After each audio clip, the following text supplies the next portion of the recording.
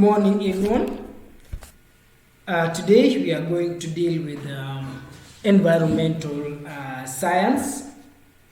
And then, as I told you last week, that today we are going to dwell on soil science. So, soil science is the study of soil as a natural resource on the surface of the earth, including soil formation, soil classification, and mapping, both physical and the chemical. Today, we are going to go through three major objectives of soil. So one, we are going to deal with factors influencing soil formation. Number two, we are going to deal with the components of soil. And objective number three, we are going to deal with classification and properties of the rocks. So let's start with the factors influencing soil formation. So these factors are majorly the issues that fasten something to be how it is. For example, today we might deal with manufacture of medicine, or the paraton in short. For it to be effective or to be fast produced, we must have something like catalyst that will influence its formation faster. So in soil also, we have what we call soil forming factors that influence this soil to be formed are what? One is the parent material. Two, we have topography. Three, we have living organisms. Four, we have climate. Five, we have time. So parent material basically means this is the original or the unconsolidated material, or the engine. For example, in terms of parental inheritance, us as ourselves, we have our parents. So we inherit the characteristics of our parents to be same as ours. Yes, my parent, probably I'll have the same characteristics as my parent. The same soil that will be formed today will also have the same characteristics as the parent material. So factor number one that influences soil formation is parent material. You can have a material that is a bit compact or cemented. Breaking it is not easy. That soil formation will take a bit sometimes for it to be broken down. Factor number two, we have what we call topography or the relief. Topography majorly means the slopiness or steepness of a place. So whenever a place is so steep, water will move faster in a steep area. In this movement, there will be some high collision of particles. This high collision of particles will lead to breakages because of the speediness of water. As the water moves, it will move with the particles of the soil. In this case, the soil will hit each other together in that process. And in this case, that soil will break down, making it to be finer or coarse. Factor number three, what we call living organisms. We as human beings, we exert physical changes to the soil. For example, the activities that human beings undertake. We might find that we as human beings, we step on soils, animals too, during, for example, construction of buildings or construction of roads. We use heavy machines. These heavy machines will break down the structure of soil. Yes, the structure of materials that will form the soils. Living organisms also, we can have the issues of earthworms. Earthworms also, as they penetrate through the soil, as they go to look for their food, their shelter, in this case they will be breaking. In this case they will be breaking the particles in forming the soil. We have the climate. Climate is the coldness or warmness of a place. In this case, this climate when it is cold, this process can be in line with what we call freezing and thawing. Freezing and thawing means that as the ice as ice are formed at certain degrees, let's have maybe at 4 degrees Celsius or at 2 degrees Celsius. As these ice are being formed, one day, one time, they will melt as the temperature increases to either 50 degrees. So as the temperature increases, the ice will melt. As they melt, they will penetrate through the rocks, and in this case, they will be cracking. So that is the issues of climate. Time. So some other soils take a lot of time to be formed depending on the parent material. So some parent material are very hard to be consolidated or to be broken down. In this case, this material will take quite some time for it to be produced. So hope everybody has understood the factors influencing soil formation. Now let's go to components or the classification and properties of rocks. So rocks are being classified. Rocks are classified into 3 major divisions. 1, we have igneous rocks. 2, we have sedimentary rocks. 3, we have metamorphic rocks. So these rocks are majorly being classified according to their chemical compositions, the places found, the years, the ages. Now let's go to the components of the soil. What are the components of the soil?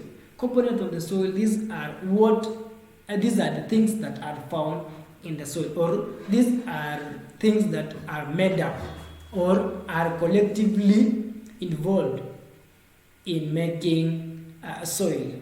Or for soil to be complete, it must have its own components. One of the components is soil air. Number 2, we have soil water. Number 3, we have soil organic matter. Number 4, we have living organisms. Soil air means what? This is the circulation of air inside the soil. For germination to take place, we must have adequate supply of air. Also to animals, we must have supply of air to the soil for them to have the aeration going to take place. Number 2, we have soil water. So this is the moisture in water. This moisture in water helps us to ensure that there is factors that supports germination. So if we don't have water, which means we won't be supporting life to some point. So for soil to be complete, it must have water or the moisture. The soil organic matter, this involves the humus. Humus content is what majorly we say is the top part of the soil which is fertile and which supports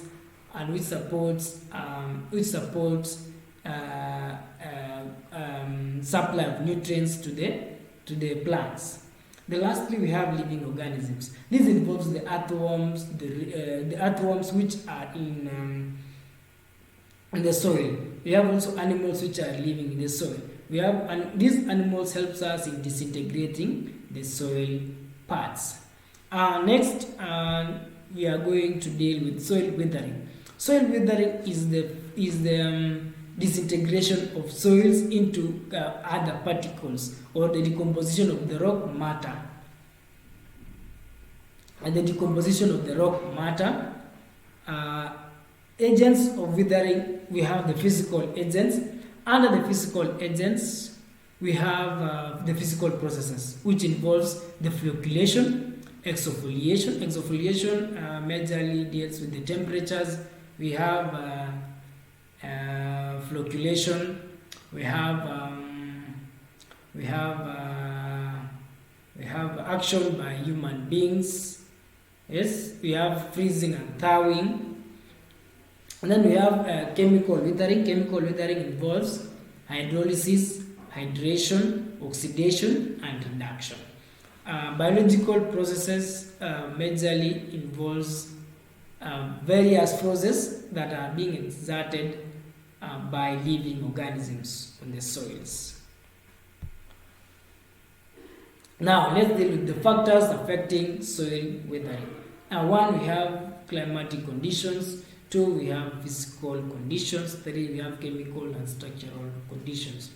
For example, hydrolysis. So hydrolysis under chemical factors will help us to ensure that the soil has been integrated well. Next is what we call soil profile. This refers to a vertical section of a soil in the field showing distinct horizontal layers. The individual layers in the soil profile are referred to as the horizons. We can have the master horizons. We have diagnostic horizons, but today let's deal with master horizons. So these master horizons have horizon O, horizon A, B, up to horizon the parent material, that is horizon N. Sometimes we can use any letter, but the parent material is the last horizon, which is almost what we call the bedrock. Next, love to deal with the stages of soil development. We have stages of soil development. One stage is the life cycle of soil includes the following stages. One is the parent material. Two, we have the mature soils. Three, we have the mature soils.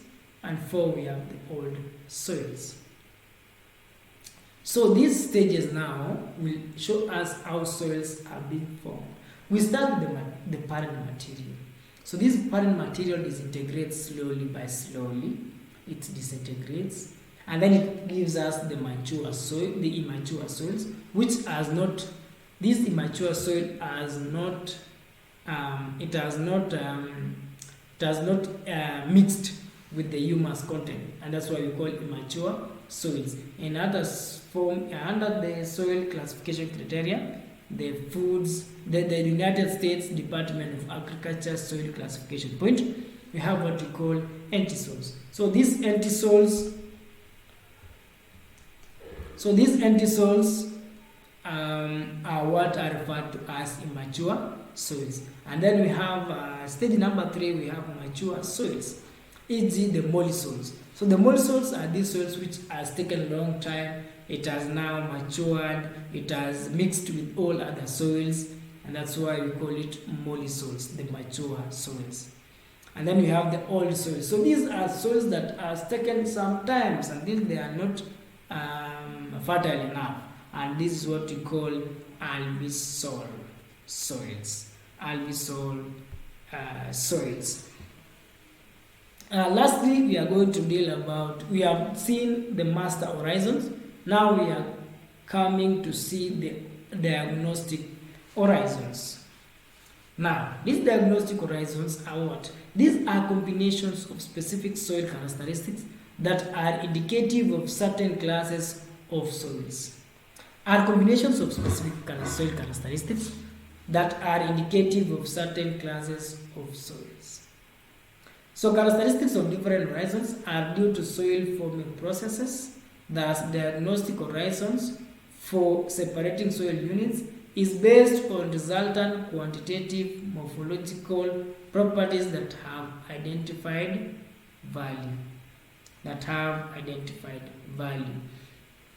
Next, we have what we call diagnostic horizons are more distinct and allow for specific classification of soil layers in soil taxonomy.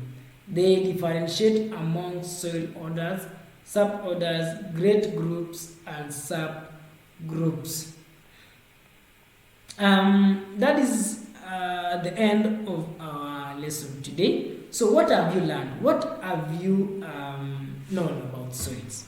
So soil is majorly the main component for us to survive. Without soil, we won't be producing the foods.